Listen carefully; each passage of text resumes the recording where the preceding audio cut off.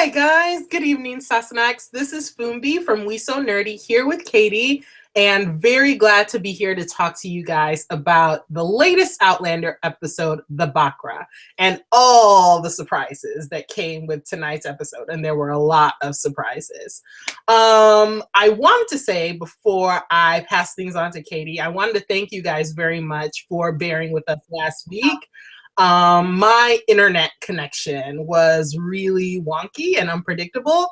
So I was actually the one who suggested, because I was at my parents' place. So I was the one who suggested that we film or record our review beforehand and then post it live. And I know several of you were looking to talk with us and participate with us live. So I'm very sorry about that. And I thank you very much for watching with us. And we're very glad to be here with you this week. So I hope you're all doing well. How's it going, Katie? Oh, it's fantastic. It feels like we're sort of getting to a really interesting point in the show.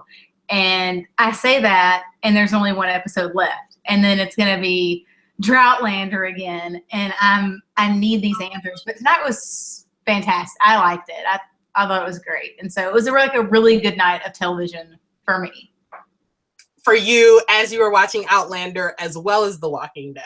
Yes, like I loved it. I thought Outlander was great tonight, and The Walking Dead was good tonight. So I was like, this is a good night of TV.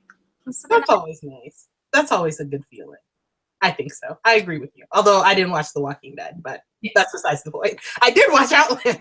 So this is what we want to talk about. Okay, you're forgiven. Thank you. I appreciate that. So before we get started, our full recap of the Bakra is a little bit delayed. So I was actually just talking to Katie about this before we got started. Real life for me is literally kicking my butt, especially this week and this weekend. It's finals week here, and I'm just sort of pounded with grading and with preparing all this other stuff. So I haven't been able to write up the recap yet, but it will be up by tomorrow.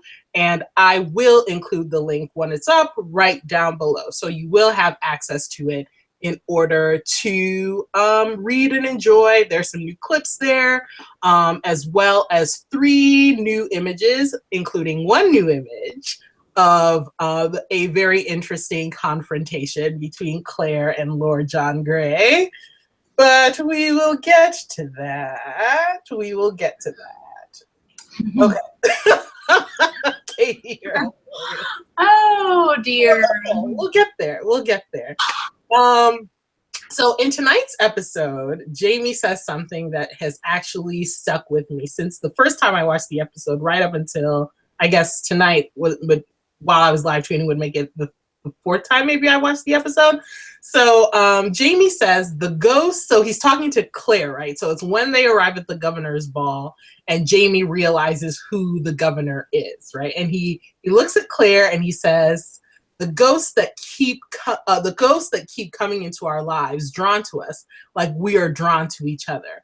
And for me, this absolutely embodies the episode The Bakra, right? Which is these several OMG moments as we're confronted time and time again with these familiar faces, some of who are friends, some of who are not friends, and some who are in a very messy middle frenemy space. So Katie, shall we start at the beginning? Because Geillis is back. Yes, and she made an entrance. My goodness. I think the first thing I said whenever I texted you that other night, I said, oh, a cold open, because it didn't go straight into the song like I'm used to. And so, we had like wee Ian, and he's not so wee, but he's doing his own thing. He's on the boat now. He's been taken.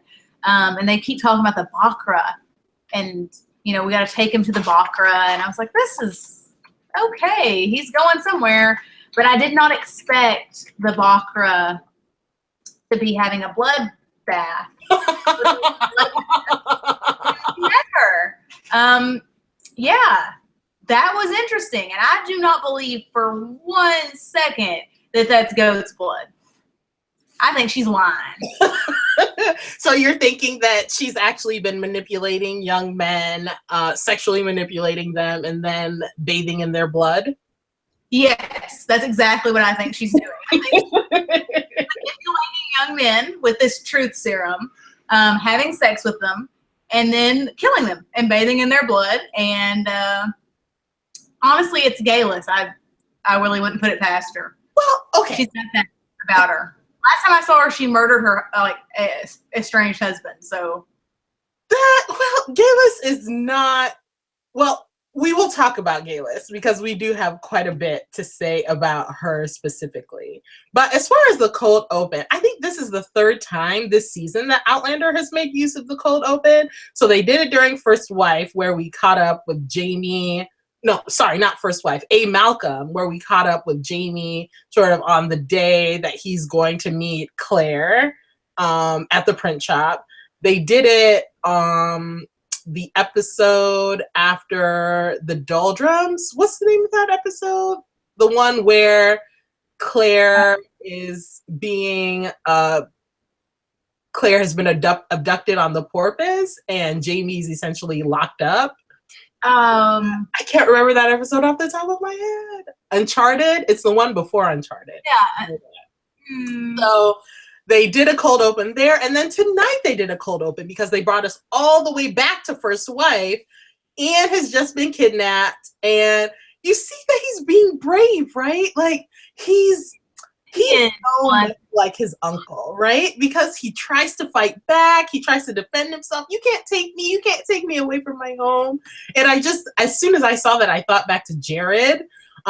When Jared was like, he just has to, keep quiet, and they won't kill him. They'll just, they'll sell him once they get to Jamaica. And we were at that point, we were like, does Jared know young Ian? And we were right. I was like, oh. He fought back. He was mouthy. I think he bit someone, right? Yeah, he bit someone, but he was at least able to do whatever it took to survive and get to Jamaica. But like last week, I kept saying that for Claire, jumping up the porpoise was like out of the frying pan into the fire.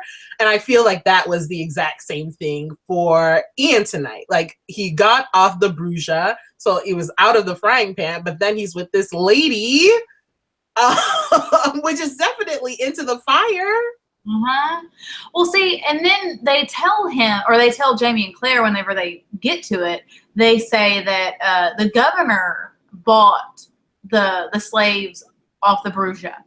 So, like, did Lord John Grey then in turn sell these people to Geillis? No, I don't. I think what happened by that. No, I think what happened was that, like, the Bruja essentially made two stops. First to Geillis to give Geillis the box of jewels as well as Ian, and then they went to Lord John Grey to make that sale. Okay. See, that makes a whole lot more sense than what was happening in my mind. And I was like, why would he do that? Why would he have allowed that to happen? No, because even the first time, it was the first time they met was at the governor's ball. Yeah. Right? I don't think that Lord John had met Geillis up to that point. Yeah, but even like Geillis, well, sort of thinking about Ian, right? That he's trying to be brave, but he's dealing with some really serious manipulation, and he's dealing with like the tea as manipulation, but he's also dealing with like sex as manipulation, right? I mean, I remember watching the behind the scenes stuff that they show after the episode on the Stars app.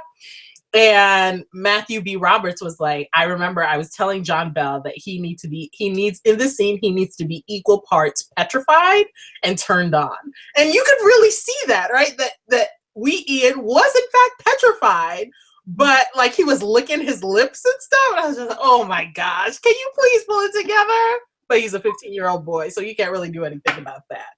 Yeah, there's a part of me that, like, Geillis is very much like, oh, have some food, have something to drink. And me, I'm going, don't take anything, don't eat anything, just like starve. Don't do it. It's after something. But like, I think that obviously the tea is like a truth serum. It makes him incapable of, not, spilling his guts. Yeah. But I wonder if like the food is some type of something she's concocted to get these boys aroused. Huh. She's got something in there that kind of helps with that situation. Because I mean, I understand that like she's an attractive lady and she's also very naked, but she just has a bath of blood. True, like, but oh my goodness, Katie, that scene though, like her body was intense, stacked, like, and the hourglass shape and like the blood just, I mean, it's really, really macabre, but it's also like her body was banging, and I'm not even that upset with Ian for getting a little turned on, because I was looking at Geillis like, maybe that goat's blood is doing something, because she was looking really good. Like, that goat's blood is really doing wonderful things for your skin, ma'am.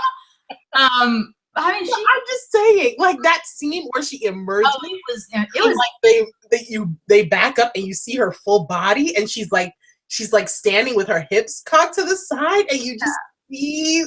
I mean, she looked good. It was completely. She posed like intentionally, but this is where my head goes. This tells you how like idiot I am sometimes. When she picks up that pitcher of water and starts dumping it over herself, I'm like, that blood's thick. It's gonna take more water than that. That's not worry. Don't worry. She had some more buckets. She had another bucket, and I was like, okay, this is more realistic now. But that's where my mind went, because that's me. I was like, it's gonna take more water. That blood's really thick. That's on there. But I needed to interject to say that I see, at minimum, there's sexual manipulation of Ian. And it seemed to me that in the books, I'm pretty sure that in the books, it was like rape. And I don't know, perhaps the show isn't trying to go that far by sort of demonstrating that Ian, has a conversation with her about how, he's not a virgin, and maybe he is turned on, and maybe to a certain extent willingly participates. But I mean, we keep on coming back to this same question, right? The same question about, the use of rape and sexual manipulation. But Ian is definitely in a bind. He's in a really tough spot. And sort of outside of that, I was really like, that intro scene, that is one hell of a way to open up an episode. I am telling you. And with the cold open to like back it up. I mean, John Bell and Lottie Verbeek were amazeballs in that scene. I mean, I thought they were on fire. I was really impressed. I was really, really impressed. They were awesome. And now I have my answer. I know who's covered in blood in the intro credits. Yeah, when you see the intro and the foot and the water rushing down the blood, it is. I told you, it was your girl. It's my girl Geillis. Your girl Geillis.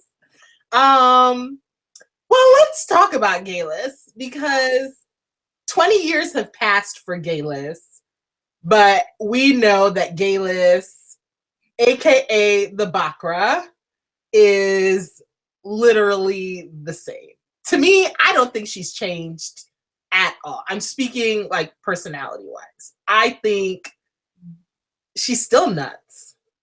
Yeah, I think like we saw her in season 1 and we didn't have the background. Like, we didn't know where Geillis came from. We didn't really know her story, except that she had come through the stones at some time.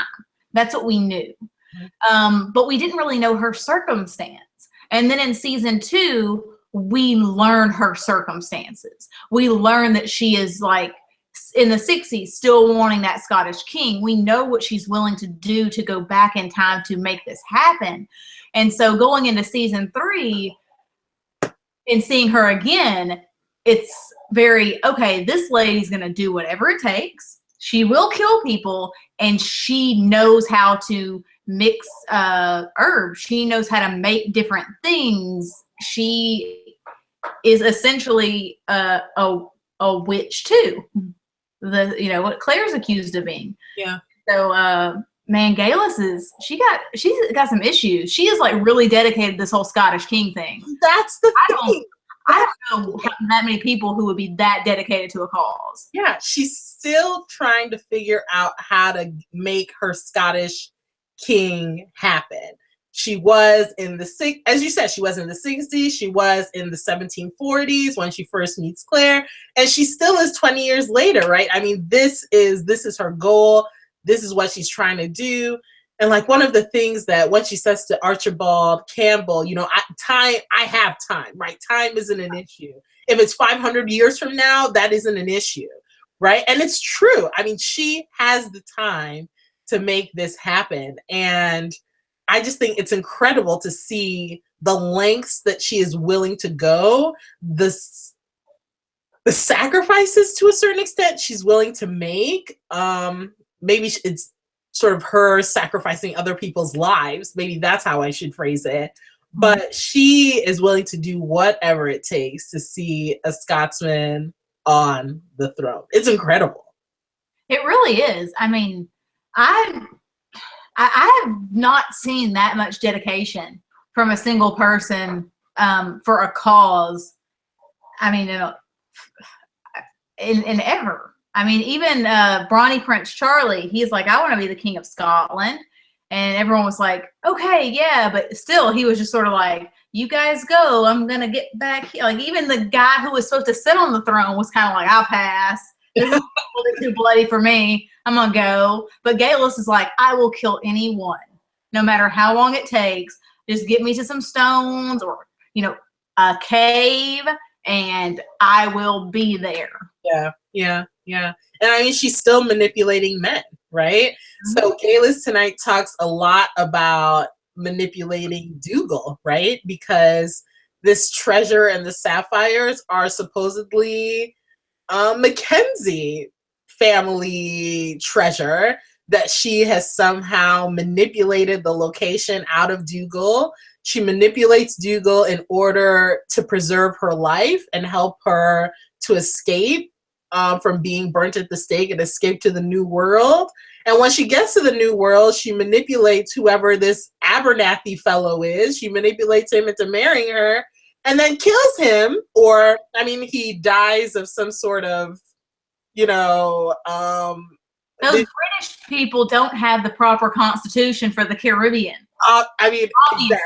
Obviously. So she is now the proprietress and mistress of Rose Hall, right? It's just like, Geillis, she still looks good, even though sort of she's nuts. She still looks good, and she's still doing whatever she thinks she needs to do. She is. I mean, her husband that she had in Scotland back when we first meet her. And the fiscal. Fiscal. I mean, yeah, she had him. She got Dougal. She got this guy. I mean, any man you put in front of Geillis has met his match. Like, even Lord John Grey sitting up there like, do you want to disappoint everyone? And he's like, well, sure, I guess I'll sit down for you. And, she's just, there's a look in her stare. Yeah. In the way that she's kind of looking and measuring everyone around her. And I mean, she's good at what she does. I mean, she's crazy. She's insane, but I admire her dedication. She sees through. That's where I'm going to have to go with. I mean, I think back to like Father Fogden, right? Last week. And Father Fogden was bonkers, right? But I also didn't have any sort of respect for Father Fogden. Like I had no respect for this man. I thought he was just a ridiculous individual. But Geillis, I also think Geillis is bonkers, but I do have quite a bit of respect for her. And she also scares me a lot. Yes, she terrifies me. But respect. And I think that that respect comes out of being scared of her. And I'm gonna like totally throw it off here. It's like, it's not like the good respect, but like it's like Michael Scott says in The Office, like I want people to be terrified of how much they love me.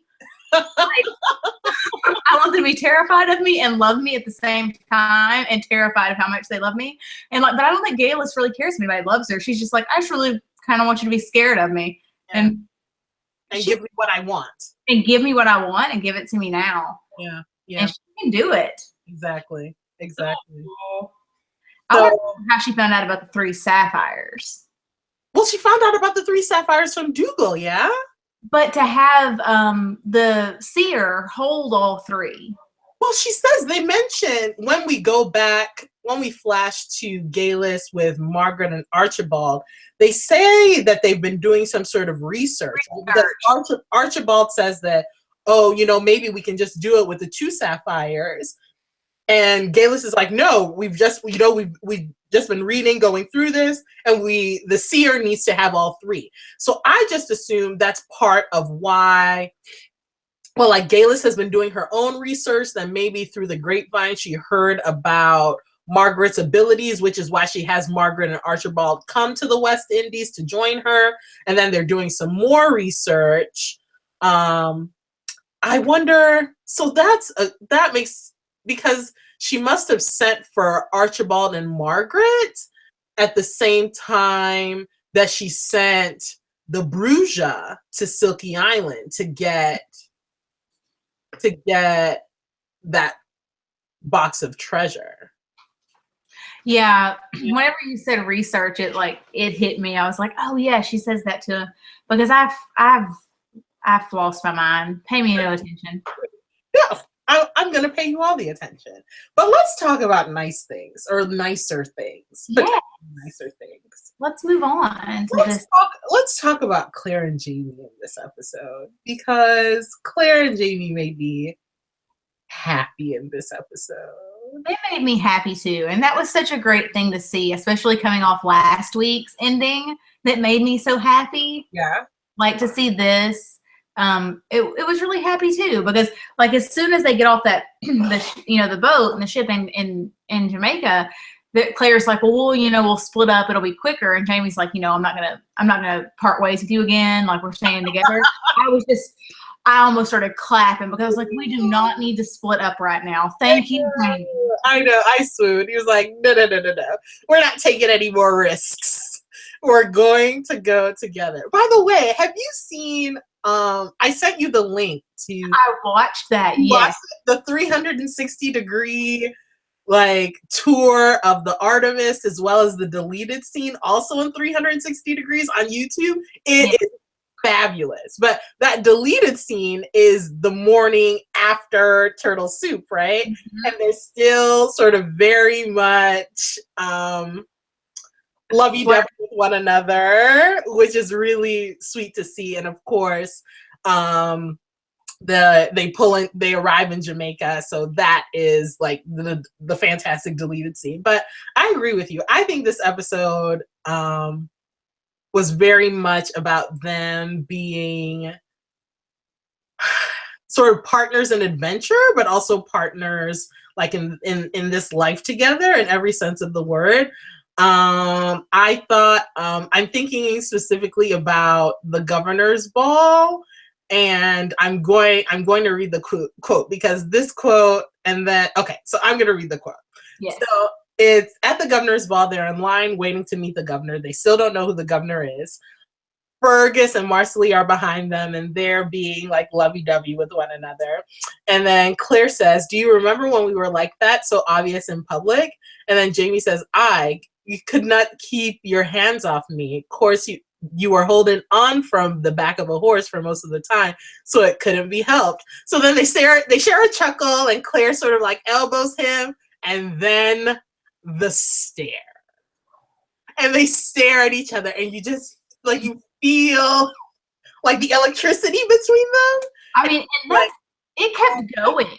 Like the stare kept going. Like I was waiting for it to break off and just like move up in line. But like her stare intensified and his stare, and I was like, oh my gosh, are we gonna do this right here in the middle of the governor's ball? Like, but the thing is, they could have worried for a moment for people's eyes. But the thing is, they could have, and we, speaking of me, I guess, would have loved every single moment.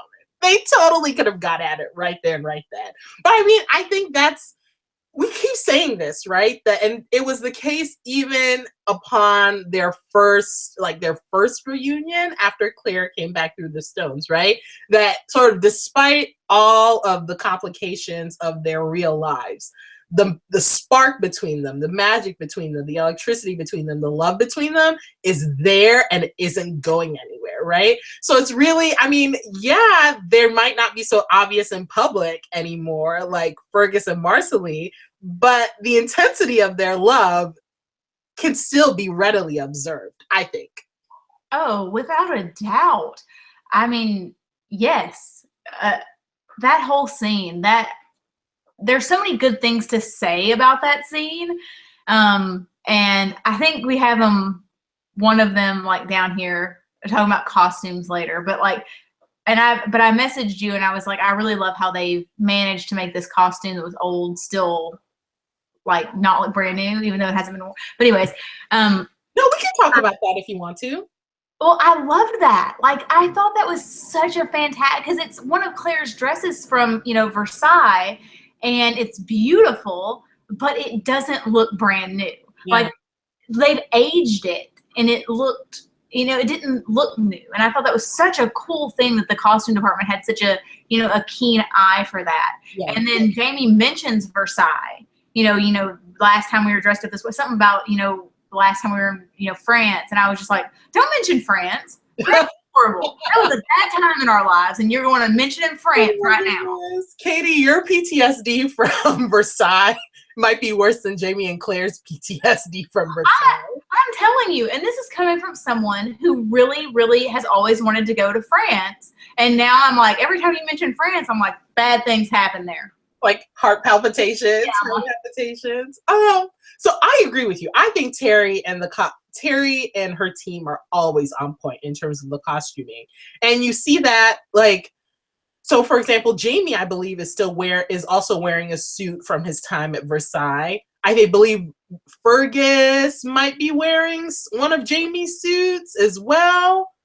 Maybe even Tien, and like certainly Marcelly is wearing one of Claire's old dresses as well, right? So I mean, that's the truth. I mean, they had all these clothes made.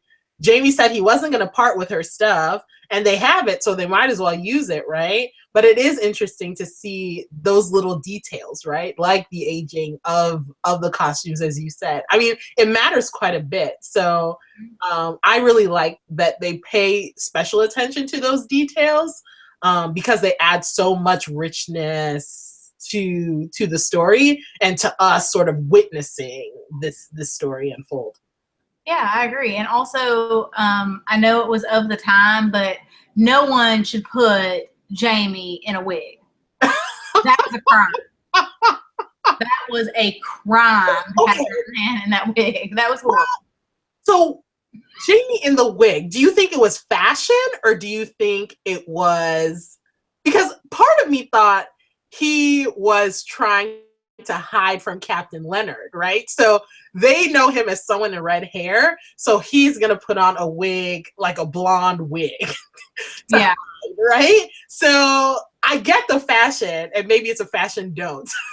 Yeah, the fashion don't for Jamie, but I think he's hiding. I totally think he's hiding.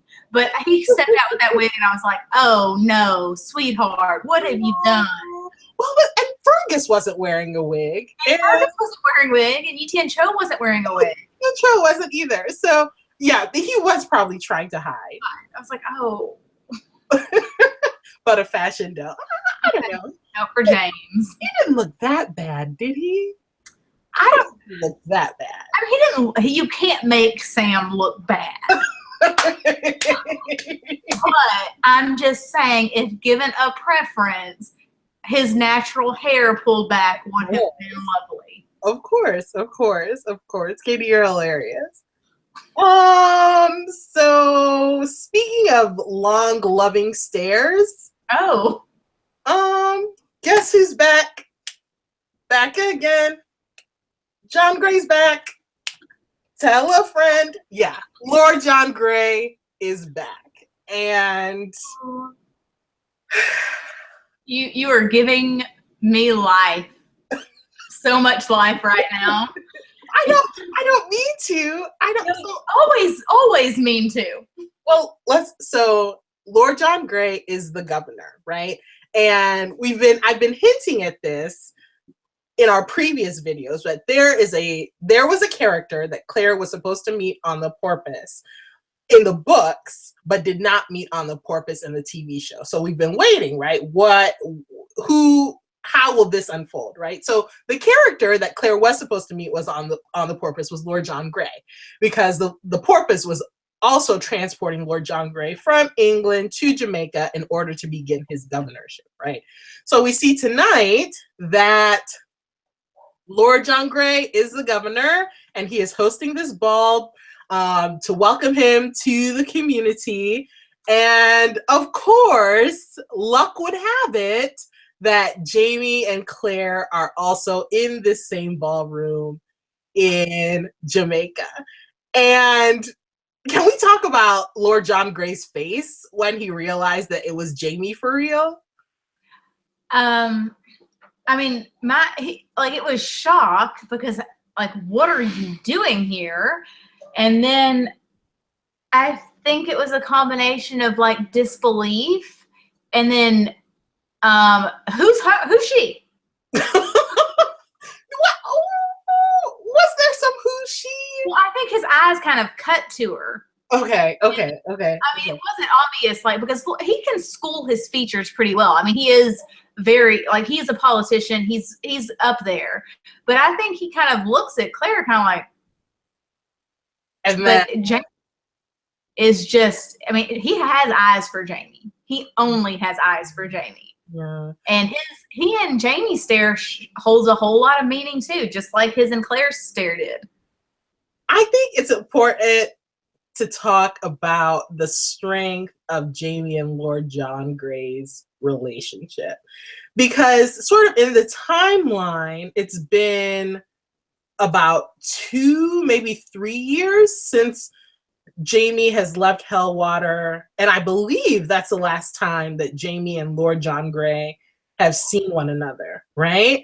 But I don't want to say this as one-sided. Yes, Lord John Gray is very excited, and maybe excited goes too far, because I don't think he's a particularly effusive man, but I think he is quite glad to see Jamie, his friend. But I think Jamie is also really glad to see Lord John Gray, right? I think there's a big smile on Jamie's face, right? That is indicative of the strength of their friendship, that even though it has been a while since they've seen one another, that seeing each other that night in this ballroom, that this is a good thing, that this is a positive thing. And I appreciate that. I appreciate the strength of that friendship. And I think in a way, and I think, I don't remember when we said this before, or I don't remember when we said it before, but for this moment, for Lord John Gray, who's in a new place, and for Jamie, who is very uncertain of his future, especially given what he knows is coming and who is coming to kind of arrest him, this is a little piece of home for them. This is a little familiarity in a new world. And so Lord John Gray seeing Jamie, that brings him some comfort. And Jamie seeing that, hey, the governor of Jamaica is my friend. Yeah. That also brings him some comfort. And then, it's going to turn to, how's Willie? Is he here? Exactly. So the opportunity to talk about Willie with someone who knows Willie, right? And who can provide up-to-date information on Willie, I also think that is a good thing, because Jamie has to miss his son. Jamie has to miss his son. So having the opportunity to talk to Lord John Gray, and the fact that Lord John Gray says that he still remembers you from time to time, like, that had to hit Jamie right there in his heart to hear that, and know that, the young boy who he watched grow up, who he taught to ride, who he taught other things, like how to be a damn papist. Mm-hmm. Like, and you know, that boy still remembers him. So that is also a positive thing. And I'm glad that Jaime and Lord John Grey can bond over their love for Willie as well. Again, I think that's a good thing. I think that's a positive thing. It is. And I think that it's good that Jaime knows where his son is going to be, because had he stayed in, Edinburgh, he wouldn't have known. I mean, he might have eventually found out, but he wouldn't have known right away that, Lord John Grey had gone to Jamaica and that Willie was no longer, a few hours horse ride away, as opposed to being an ocean away. Yeah. And so there are so many good things from that friendship and from that relationship and that time. I don't think that Lord John Grey, I don't think he means to threaten anyone. I think he looks at Jaime with a affection, but I think he knows that affection is never going to happen. No. Now here we go. No, for you guys. I set her up. Now that's where I'm gonna have to interject and completely disagree with you, because that's the thing, right? I knew it. I said this to Katie before we started. I was like, I'm going to get into so much trouble. And I mean, remember, we're friends here and we can agree to disagree, right? So that is where I'm starting from. So you know that I am not a fan of Lord John Grey, which is why it was very important for me to spend some time talking about the positive feelings that I have for Jaime and Lord John Grey's relationship. But when we switch over to talk about Lord John Grey and Claire, no. There's no positiveness there. And in fact, I think Claire potentially perceives, how do I phrase this? I think Claire perceives potentially some threat from Lord John Grey that Lord John Grey is attempting to articulate. Right? So, for example, I'm talking about Lord John Grey's shock when, Jaime brings up Willie and his eyes shift over to Claire. And it's like, no, sir. There are no secrets between these two. So you can go ahead and slide it on back. Like, you thought you had a piece of information that Claire doesn't have. So I'm going to need to check you on that, Lord John Grey. And yeah, I think that moment was really kind of a tipping point in a way, to where he realizes that this woman is not outside. Jaime doesn't keep something from her. He knows. Claire knows. There's no secrets. There's no reason why we need to go separately and talk and to get this out. He already knows everything. Yeah. And I think that is what really sort of hits Lord John Grey, is he now know that one secret or that one thing that he had with Jaime is, Claire knows it now. Exactly. And this is why I think the show may have actually low-key corrected the source of most of my anti-Lord John Grey feelings. Because of this shift, because Jaime told Claire about Willie right off the bat, it establishes something between them, something that Lord John Grey can now perceive, right? That there are no secrets between these two. Whereas in the books, Jaime it wasn't until after Claire observes an intimate moment between Jaime and Lord John Grey as they're talking about Willie, it isn't until Claire observes that then Jaime reveals that he has another son, and that this son is Willie, and who Lord John Grey is to him in that particular context. And that's something that has actually really needled me for a really long time, because I have felt in the books, and I have perceived it in the books. And granted, the books are mostly from Claire's point of view, so that could skew my perspective. But I have felt from the books that Lord John Grey has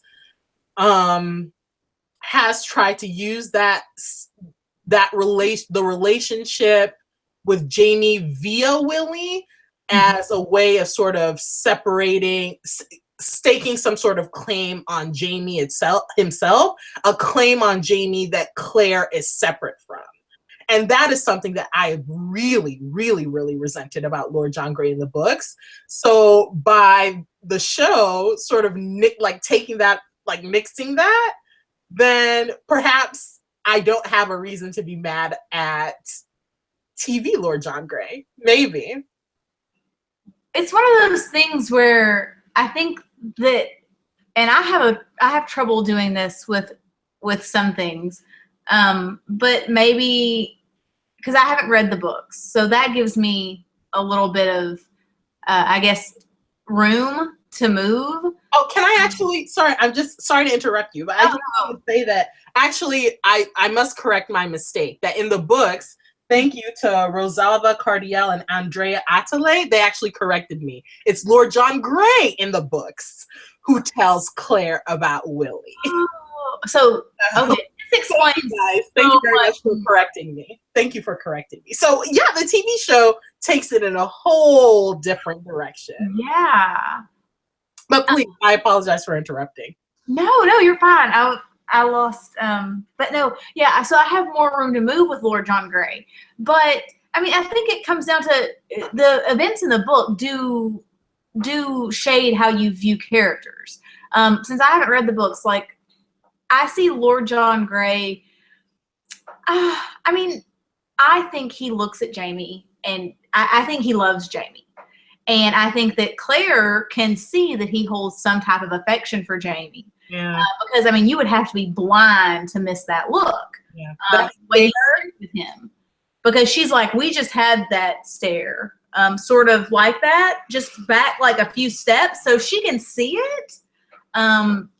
Yeah, so she knows. She knows. And she does make it very clear to Lord John Grey that, yes, I am here. So. And I'm not going anywhere, right? Yeah. So you can keep your long stares. You can keep your reminiscing. You can keep your sapphire, but I'm not going anywhere. Can I read the quote? Yes. So it's about this, like, after they've left the room, Jamie is off speaking with someone who may have information about Ian. Lord John Grey approaches Claire and over a glass of champagne. And Claire asks again about the sapphire, and Lord John Grey says, he found it after he was searching for you. He believed you might have come back for him. And now you have. And then Claire responds, yes, I have. Thank you, Claire. Because you have to lay it out, right? And again, I think this potentially frees me from my anti-Lord John Grey feelings, right? Because he and Jamie don't share any special secrets. Lord John Grey seems to at least respect the fact that Claire is here. She isn't going anywhere. She is the love of Jamie's life. She is his very heart. And if he can accept that, then I don't have any beef with him. But my animosity towards Lord John Grey comes from the books, whereas I get the perception that he does feel proprietary over Jamie in a way separate from Claire, and makes sure to articulate that. And I don't like that. So we'll see where we go from here. We'll see. And yeah. Oh, yeah, it was, I like that she kind of just came out and said it. And it wasn't in any type of, like, Claire doesn't care that, that, you know, that they shared these I mean, I think Claire may feel like that Lord John Grey knows stuff about Jamie, maybe his torment, and he's seen Jamie interact with his son in a way that she never will see Jamie interact with one of their children, because they weren't around. And so she may feel a little, resentment is such a strong word, but she may feel like she kind of got left out for that. But she sets it straight. She says, this is, I'm here. And, she doesn't miss the longing stares and glances, and she certainly doesn't miss that he put that sapphire in like a little chain. I know, he dressed it all up.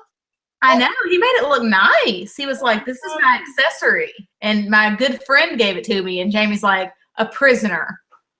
And I'm like, you two need to stop flirting over here. No, but Barbara WM says maybe Claire resents John because he shared part of Jamie's life that she didn't. And that makes sense to me. That makes sense to me. That makes quite a bit of sense to me. But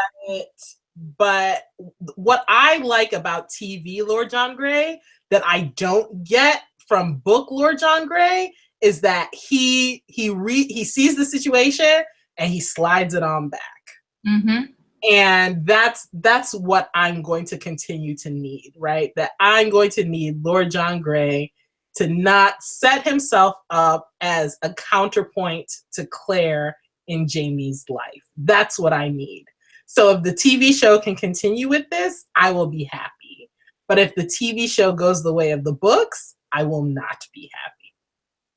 So that's what I have to say about that. And I respect that completely. and then in this wonderful ballroom of people who just keep coming and going, Claire spots another ghost from their past across the room, in Geillis Duncan. Geillis Duncan, Abernathy, and who knows however many other last names that she's working with. We don't. Yeah, they see. Well, Geillis saw Claire first earlier in the episode, but then I guess it's when Claire is talking to Lord John that Geillis decides to make herself known, right?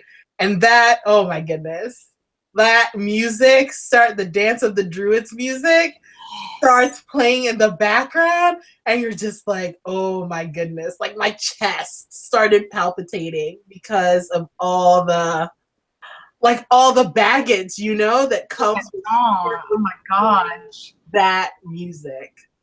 It was fantastic. That's one of those things that you really have to give credit to the writers, to the showrunners. I mean, where they are very meticulous with their costuming, they are also very meticulous with their music and with the song choice in the background. And as soon as that song started playing, I was just like, oh my goodness. For some reason I was excited, but I'm like, I shouldn't be excited. I've just seen what this woman does. Why am I excited? Because it's the song. It's the song. It's the song. And it takes you back, right? Yes. To that first episode of season 1. And you're just like, you can see it in your mind, the Druids like performing this ritual.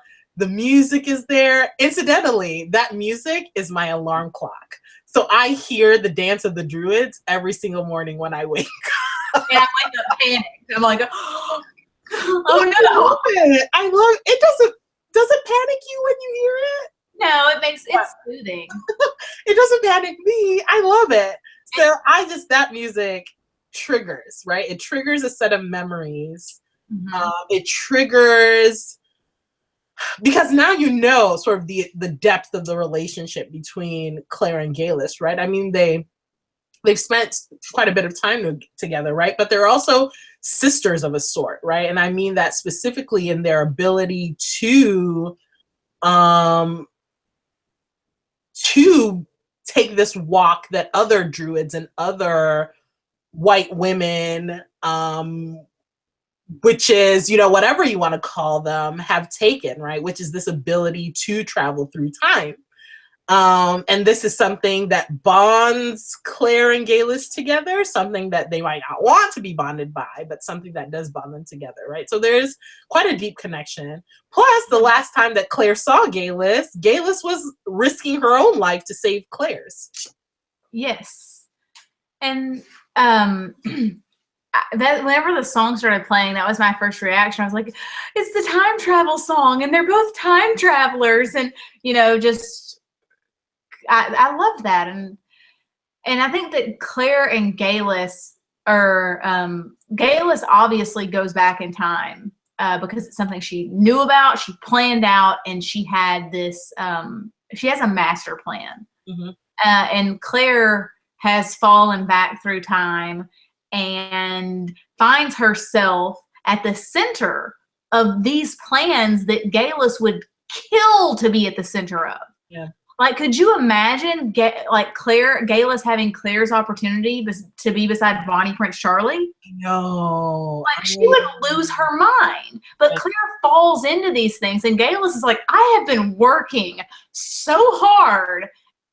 And it's funny to me how that is really interesting. I hadn't thought about that, but that is really interesting. Absolutely. If Geillis could be with Bonnie Prince Charlie, if Geillis could have spent time in Versailles and have met Louis, like what all could Geillis have done in order to influence this outcome that she wants? And that is a Scottish king, right? But she doesn't get those opportunities. However, we've already said that doesn't stop Geillis from trying to make her moves to do whatever she needs to do in order to make that happen, right? And she tells us about this, how she gave birth, and she tells us about how she was able to manipulate Dougal, right? And it's like, it's weird because on a certain level, you can tell that Geillis had respect for Dougal as sort of a fellow as a person, as a fellow Jacobite, right?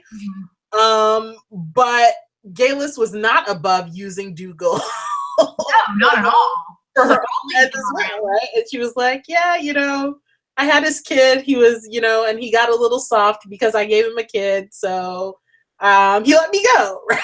Yeah, and that was the end of, you know what I mean? So and I guess it's really horrible to say this. Like, it just seems like Claire is playing chess with like a full set of like things and like people to go against, and like Geillis is playing chess, but she doesn't realize that there's no one playing with her at this point. Like, because she wants to move these pieces, she wants to change history, but she has like nothing really to do with it. And Claire's like, got all these pieces, she's got all these influential things that she can do, and she's moving the pieces on the board, and Geillis is moving pieces, but there's no one there. Like, there's nothing. Like, she's with Dougal, who is a Mackenzie, and he's a very powerful warlord, but it was Jamie, his little nephew, that ends up being the one that's like best friends with Prince Charlie. Yeah, you're right about that. You picked the wrong Mackenzie. Oh, maybe so. Well, the thing that stood out most to me about that was when she was talking to the Campbells, and she was like, Dougal Mackenzie died a hero on the battlefield of Culloden. I was like, girl, you're operating over a misconception. Someone hasn't told you the full truth, because if you really knew the truth, I don't think you'd be here with Claire and Jamie as you were. Well, or maybe you would. I don't know if you cared about Dougal that much, but you are laboring under a very serious misunderstanding, misconception. She said that, and I was like, oh. I mean, he was near Culloden. That helped, but oh no. No. I mean, what do they do with his body? I mean, I guess maybe she heard that he died at Culloden, and like she didn't know the details of it probably. But I mean, the only people who know the truth are Jamie, Claire, and Rupert. Rupert. So, and Rupert, he gave Jamie a head start. But Rupert is also dead. Yeah, he's also dead. And not so Jamaica. and so it's just Jamie and Claire. So I could see where that assumption would be made. But what? Sorry, go ahead. Does Murtaugh know? Oh, that's a good question. I don't remember if he knows or not. But I mean, he's not dead that we saw. He's not dead that we saw, although he might be now after Ardsmuir. No. Okay, sorry. I didn't want to put. Okay, I apologize for putting that out there. But I could imagine a situation. I could imagine Jamie would tell Murtaugh about Dougal. But regardless, Geillis doesn't know. Yes. But I think what I'm most concerned about in that scene is how it seems to me like Claire is falling into Geillis's trap. And it's like, Claire, you have seen all the ridiculousness that Geillis has participated in. You've seen it in the 1740s. You've seen it even in the 1960s. So for you to like just stand here and be like, yeah, Geillis is going to help me find Jamie's nephew. Like, I just need Claire to be a better judge of character. Or am I being too harsh here? No, I don't think. Well, I don't think that Claire thinks she'll try something so public, and that's why I was like, okay, well, they're talking amongst this group of people, but then like they started walking further and further away, and I was just like, where are you going? Don't go anywhere with her. Don't do anything with her. We don't trust her. She's not a good person. She's not to be trusted. And so I think that Claire is working under the assumption that Geillis does not know that Geillis doesn't know that Claire knows all the things she did in the 60s. And I think that Claire doesn't think that Geillis knows what she did to Dougal. Okay. And so she's like, well, obviously Geillis doesn't know what I know about her, so maybe she still thinks of me as a friend because we did part on good terms. Meanwhile, Geillis is like, Jamie Fraser's got that sapphire or knows where it's at. I need to get these people some tea immediately. So they can spill their secrets. Yeah. And meanwhile, Lord John Grey is walking around with a sapphire right on his head. The sapphire. And she is able, when they go back to the room, Geillis is able to convince him to do this reading with Margaret and Archibald. And I have the prophecy right here, right? So again, they need the 3 sapphires. So Margaret can hold them, and she'll be able to predict when the new Scottish king will rise. So the prophecy is the following. When twice 1,200 moons have coursed, between man's attack and woman's curse, and when the issue is cut down, then will a Scotsman wear a crown. And according to Archibald and Geillis's translation, a new king will rise in Scotland upon the death of a child that is 200 years old on the day that child is born. Yeah. So, okay, so we've talked about this. Like we've tried to work out like who could this child be. We have some guesses. We have some guesses. And so I'm sure that you guys have guesses too, because how could you not? Because it's obviously a 200-year-old baby. There's going to be some time traveling involved here. So it narrows our choices down a little bit. And so I think we both sort of think it could be Bree, because this is a child that is, by the time, I don't know, do I say it?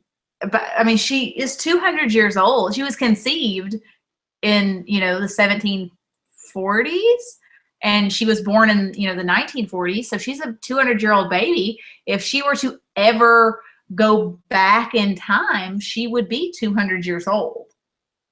So.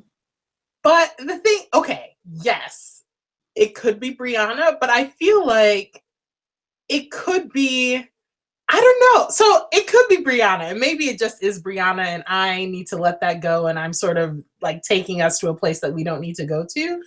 But I feel like that Claire certainly isn't the only time traveling woman, and we know that for a fact, right? So I think it couldn't be anyone, right? But it certainly, I feel like there are other options out there. Well, I think, yeah, definitely. It could be someone descended from Geillis. And see, that's what I wonder too, because that would be sort of, I don't know, symmetrical in a way.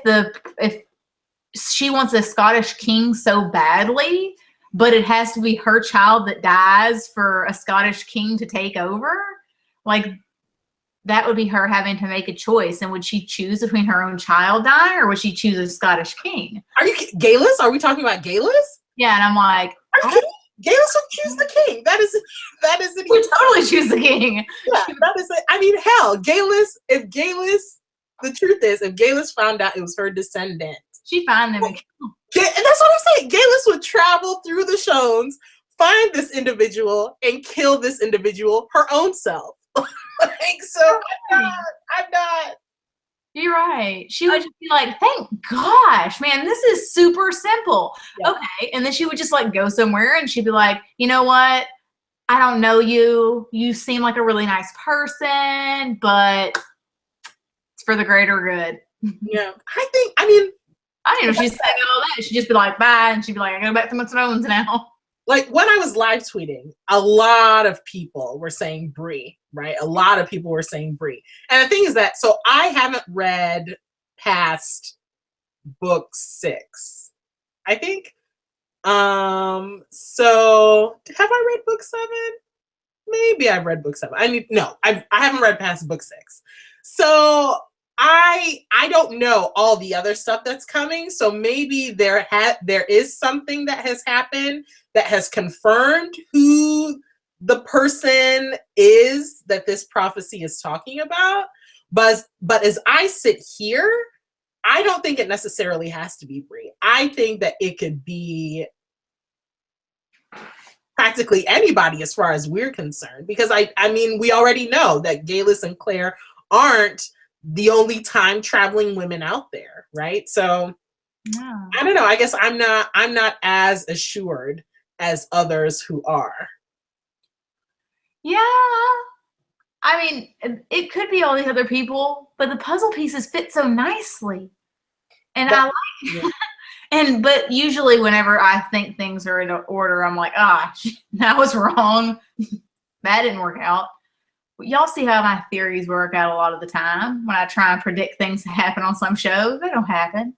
Well, I'm looking at our live chat, and most people do think it's Bree. Sandra Johnson said it's Brianna.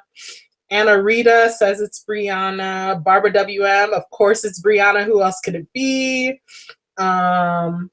Roger is Sandra Johnson just said Roger, and that, you know, I think there's a potential there too. But yeah, I don't know. I don't know. I mean, I see the case for Brianna, but I just don't know if that. I'm not so convinced. Just because, I don't know. I'm trying to be contrarian, I guess. You're just keeping your options open. Because you never know, right? You never know. There's things that happen. I mean, the series of books isn't complete yet. That's true. So that's true. I mean, canon isn't necessarily fixed in terms of story ending. So we really.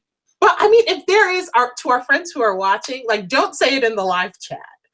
But maybe if you could send me a DM, like, if there is something that has occurred in the books up to this point that has confirmed who this person is, the person that the prophecy is talking about, would you mind sending me a DM? I don't mind spoilers. I don't either. If you guys can totally send that. Maybe DM We So Nerdy, or maybe find us on Twitter or on Facebook, and we can have a conversation there. I would be happy to have that information. I'm just not sure that it's Brie. But if you guys know something, please share the information. But not in the live chat, because we don't want to spoil. Not in the live chat and not in comments, because we don't want to spoil for people who do not want spoilers. See, I like Crystal Merritt says one thing for sure we won't find out this season. That's true. I'm like, that's true. That is true. This is like an end game thing. I know, like a real end game. Yeah, like this is why the whole time traveling thing started. And it seems like, since Claire's always kind of caught up in these connections with like a Scottish throne and things like that, or the future of Scotland, that this seems pretty like the end game, like what's supposed to end up happening. Yeah. But yeah, I don't know. There's like a part of me that's like low key wants to like go into the comments and make them as I'm doing this, and I'm not. Go into the comments and do what? Like type to ask or to like say something, but I'm not. You can say something if you want to type. You can type in the live chat. Yeah, you should talk in the live chat if you want to talk in the live chat, Katie. I'm not that coordinated to like talk, but if you want to talk in the live chat, you should. It's best. So I don't know how to transition to this, but I definitely want to talk about my new favorite ship. Yes, we need to have a conversation about how Margaret Campbell has been totally just treated poorly by her brother and society, and Tien Cho comes in like the wonderful man he is, treating her with poetry and kind words. Oh my gosh. I didn't see that coming. Neither did I. Didn't see it coming. And then it happened, and I was just like, this is perfect. I don't even know what their ship name would be. I don't either. But when Jamie's like, Tien Cho will be a distraction, and I'm like, what's he gonna distract people with? And then like all these ladies are like fawning over him, and because he's Asian, and he's like unique, but he like passes off all of these people who are very interested in him, and he like really zeroes in on Margaret from the very beginning. He does, like, because and it's over. Exactly. And I think, right, because when Tien Cho finds Margaret sitting outside, and he approaches her, and Margaret says, you're a rare soul. And then Tien Cho says that you are even rarer, right? So they have that connection. And then Tien Cho, in Chinese, he tells her that she is a flower from heaven. She's like, Tien Cho. Like, he's got all the words. That is so sweet. So and even when like Archibald is forcing Margaret to do these readings, like Tien Cho is observing this, right? He's observing the aftermath of this, and Tien Cho isn't happy. So I don't know if we should expect some sort of conflict between Tien Cho and Archibald, because I feel like Tien Cho is someone who would defend Margaret if he believes, and he does believe, that Margaret is being mistreated. But that was unexpected, and that was a highlight of tonight's episode for me. Oh, I agree 100%. Whenever Archibald grabs Margaret's arm, I think he grabs her arm pretty hard. And the camera slides to Tien Cho, and he's just like, he looks like he's about to do something. Yeah. And I'm just like, oh, I didn't realize I wanted this to happen or needed this in my life, but I'm so thankful that it's happening right now. Well, I agree. They deserve happiness. Although, so when the episode ends, I feel like everyone is on the same. So when Fergus and Marcelly are outside and they see that Captain Leonard has arrived, and Fergus and Marcelly rush inside to Jamie and Claire, I don't think Tien Cho is with them. So I'm thinking that Tien Cho is still at the governor's ball and potentially still with Margaret. Yeah. Because it's just Fergus and Marcelly and Jamie and Claire who walk out, right? And Temeraire. Yes, Temeraire. Who we will get to in like literally a little bit. I was there when there's somebody else that was with them, and yes, it's him. Yeah. So like when they get into, I don't know where Fergus and Marcelly aren't with Jamie and Claire in that carriage. They're maybe, I guess they rode in another carriage. So yeah, where's Tien Cho? I think Tien Cho is with Margaret. And if Tien Cho is with Margaret, we might see some conflict as Tien Cho defends Margaret to Archibald. So that is potentially something that we will see next week. Potentially. But okay. Now I want for us to talk about like everything that we sort of saved until last, and that is what I have been fearing leading up to tonight's episode, and that is how in the world is Team Outlander going to do with the treatment of people of color as it relates to the realities of slavery. So what did you think, Katie? They obviously did not, they didn't sugarcoat it at all. Like, to me, I thought that they did a very frank portrayal of what these people, and they were treated like chattel. They were in cages. They were like, well, look at these guys right here are good. And these salesmen kind of along these carts, it was, it's so disturbing. And I think that we look at it like Claire looks at it. Like, we're disturbed, it's wrong and just abhorrent. And then to see the auction going on, and and someone saying, well, he can't walk, and they try and make him out to be like this stud. Yeah. It was horrible. So I'm glad they didn't sugarcoat anything, but at the same time, it's so hard to watch. Yeah, it is quite jarring. I agree with you in that. I agree with you in that. It is quite jarring to see. It's quite disturbing to see. But as you said, it's quite real, right? And we think specifically of the scene of Claire at the slave market, right? And Claire, one thing that was important for me to see was Claire's constant revulsion, right? Like at the slave market, she's repulsed by witnessing this. And who is it? Is it Leslie who gives her a parasol and is like, I'm glad I got you this parasol so you can look respectable. And Claire's like, I'm not trying to look respectable for these people, right? Because these people aren't respectable, right? What they're doing, this process they're, this institution they're participating in. I don't care about these people. That was really important for me to see. And even like when Claire attacks that at the slave market, where she attacks that guy with the umbrella. I know, I was like, that's why she got that parasol. Yeah. And I was like, that's I needed to see that, right? I needed to see that because again, we think about Claire. Claire, comparatively speaking, is a modern woman.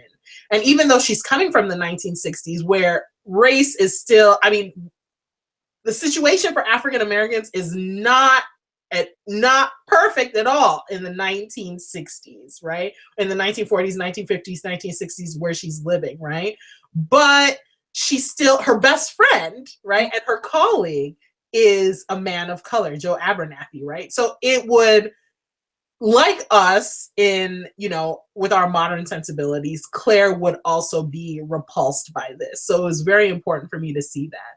Even at the governor's ball where, she's constantly looking around, and even, these African men who are wearing wigs and dressed very nicely, right? That even in that context, that Claire recognizes that the institution of slavery, no matter how you dress it up, literally, is wrong. It was very important for me to see that, and I'm glad that came through. Yeah, I am too. I'm glad that they made it that way and they handled it in that way, because even though we do have obviously a modern view, and we all can agree that this was a horrible thing and it shouldn't have happened. And anyway, I think that we always kind of get told and kind of shut down in a way. Well, this is what happened then. And yeah, we can all agree that totally happened then, but it doesn't hurt to point out that it's wrong and why it's wrong, because it's never wrong to repeat that. You don't want to forget those things, or maybe just kind of swipe them to the side and be like, yeah, we all know it's wrong, and just move on. Yeah. No, like this is it. This is what it looked like. It wasn't people that were happy to be where they were. Like, because the man that Jamie purchases, Temeraire. I have a difficulty saying his name. Temeraire. I mean, when Claire finds out that he's paid money for this person and her name is on the bill of sale, like, she has a very strong reaction to that. She does. And that was important. Like, so the title of tonight's episode is the Bakra. So according to Urban Dictionary, the Bakra means slave master, right?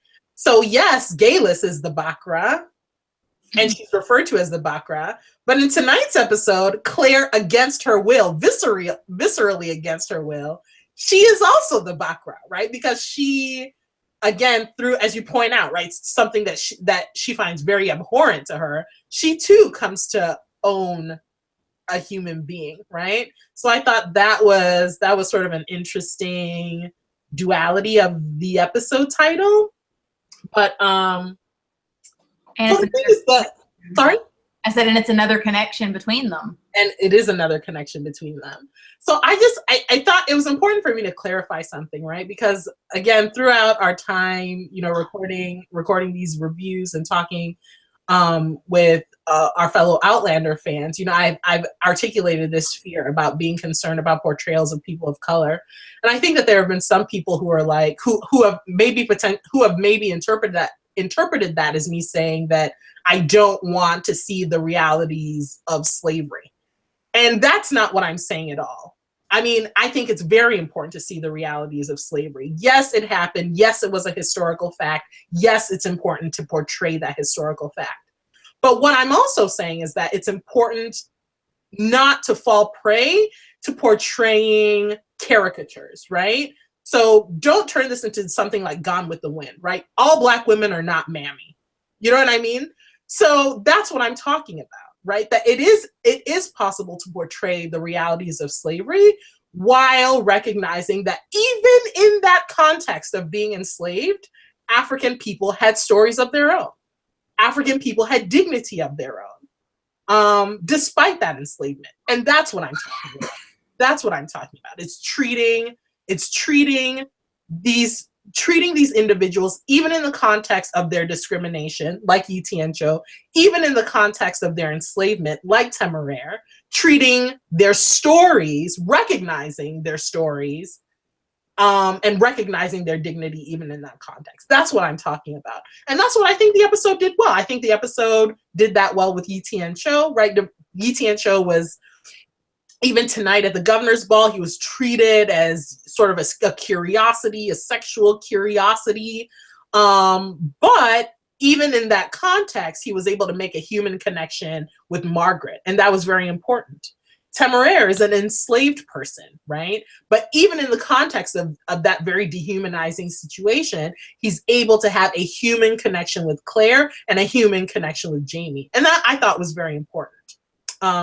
So I just talked a lot and I'm sorry, but I wanted to say that and clarify.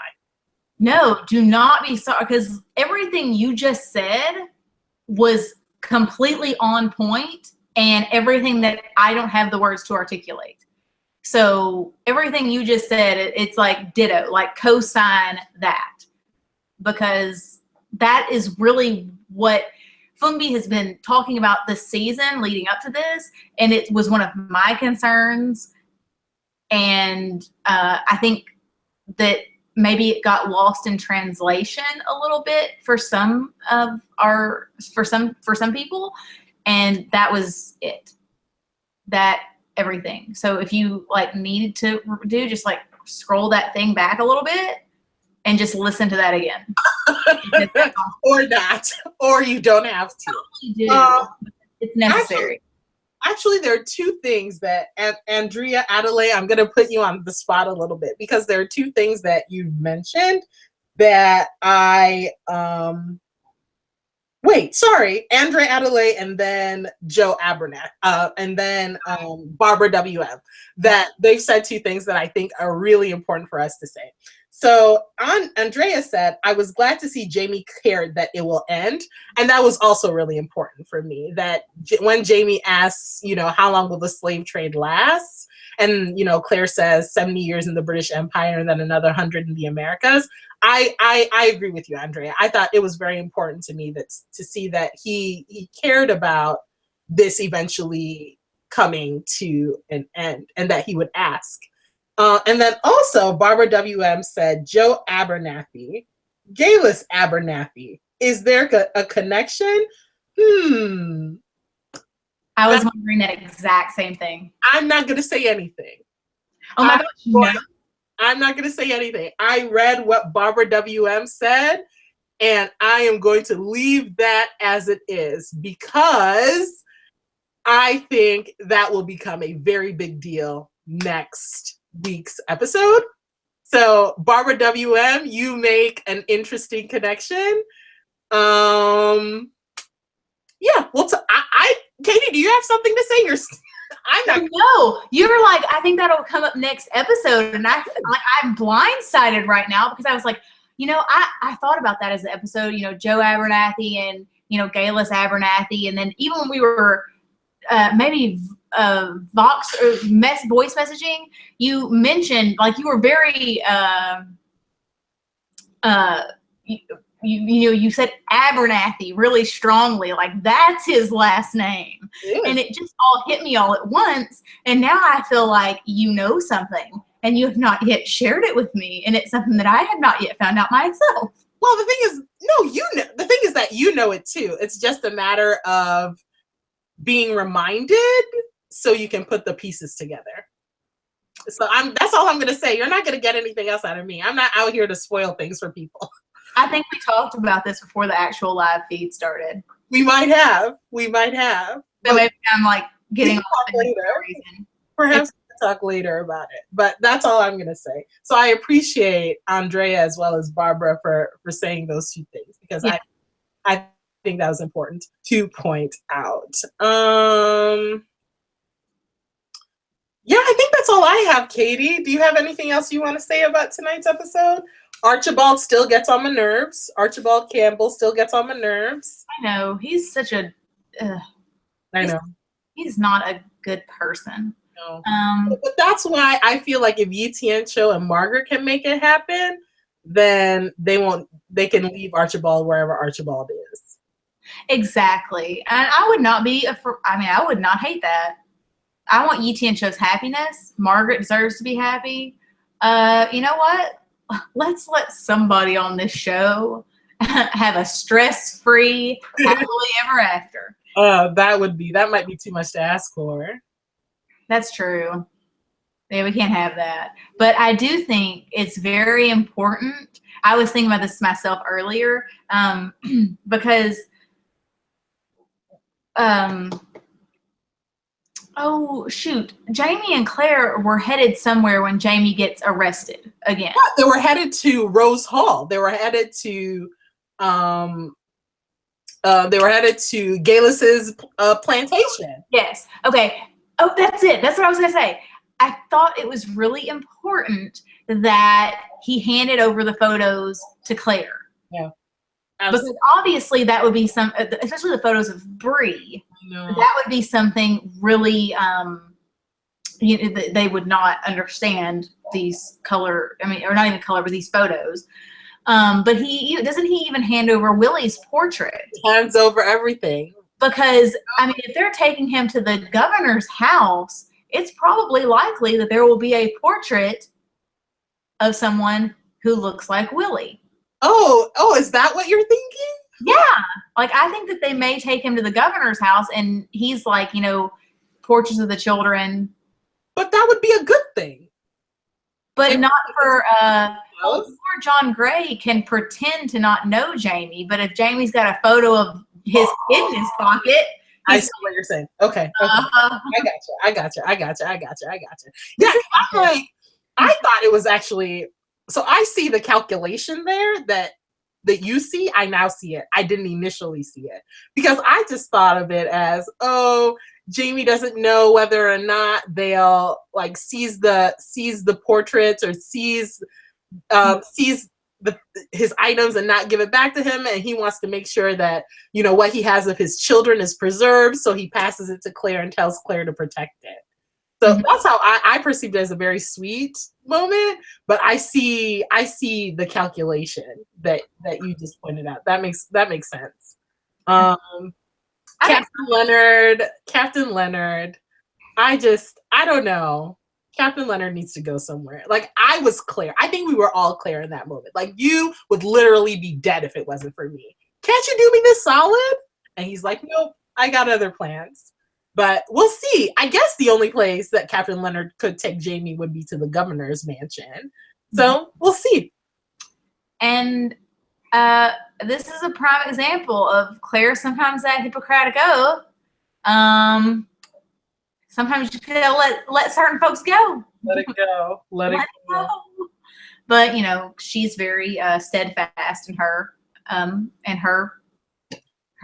work. Yeah. So but I was upset. But he's like, Captain Leonard is that young, like super ambitious dude that is super annoying. Yeah. That you're like, dude, chill. Just like calm down. Can't you look the other way? And he's like, no. Nah. You cannot. No, this is my boat now. Yeah. I'm the captain now. And I plan to stay that way. Insert GIF. Yeah. Well, let's see. Jamie is potentially off to the governor's mansion. Claire is potentially headed to Rose Hall to confront Geillis. Oh, God. We don't know where Fergus and Marcelly are. And we're not 100% sure where Tien is. And the last we saw Geillis, she told Archibald to get Margaret so they could head back home to Rose Hall. So we might see a situation where all of us converge on Rose Hall next week. I don't know, but the way you just explained that about Archibald going and getting Margaret, he's going to go out in the garden and Tien Cho's going to be there. I need something good to come from this. We'll see. I think I saw on Twitter someone said that next week's episode is like 55 minutes long. So it's not an extended episode. It's not an extended episode like we got for season 2's season finale. So whatever they're going to do, they're going to have to be able to wrap this baby up in 55 minutes. So we'll see. Do you know how emotionally drained I'm going to be next week? Yeah. It's the season finale of Outlander and the mid-season finale of The Walking Dead. It's going to be a tough one. If I can make it onto this with you and string together a coherent thought, I will consider that a win. And you will win. You will win. Oh, too much emotion. People. Oh. I know. My things like this, my shows on top of each other like this. So that's all I've got, Katie. Yeah, that's all. It was a good episode, and it was good, and it's leading us to next week, which will be the end of season 3. But I think it's gonna be pretty awesome. And then Droughtlander, but we're gonna put that off. We're not gonna talk about that. We'll talk about that next week. Oh, I know. Okay. Thank you very much to all of you who are watching and all of our friends who live chatted with us. Again, our full recap will be up tomorrow, and I will make sure to include the link right down below so you'll be able to see it along with the videos and the images. Wish you guys a very good week, a very productive week, and we'll see you back here for the season finale of season 3 Outlander. Yeah? Have a good week, guys, and thank you. Bye.